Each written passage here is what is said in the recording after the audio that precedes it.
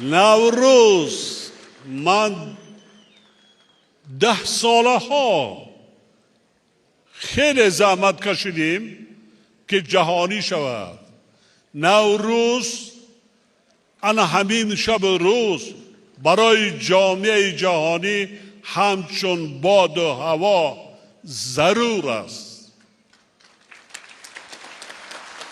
جشن نوروز جشن احیای طبیعت، زنده شدن از نو طبیعت، زندگی نو.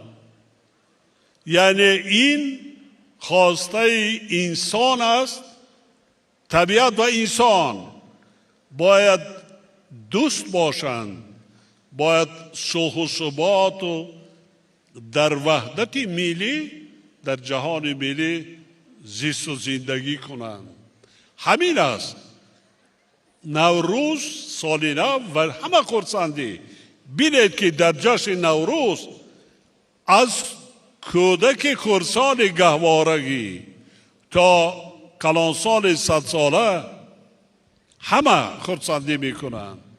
همه لباس های ملی ببر میکنند. صرف نظر از دین و مذهب و نژاد و ملت و دیگر همه خرسندی میکنند. نمیگویند، نمیپرسند ملت چیست. همه دسترخوان میگشایند، همه یکدیگر را آغوش میکنند.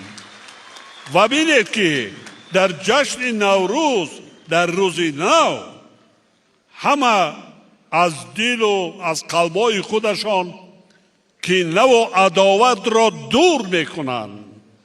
یعنی دوستی میجویند، پاکی میسازند، پاکی میخواهند، صلح و امانی میخواهند. و آرزوی امید ما شما نیست. کل مردم تاجیکستان هم همین است.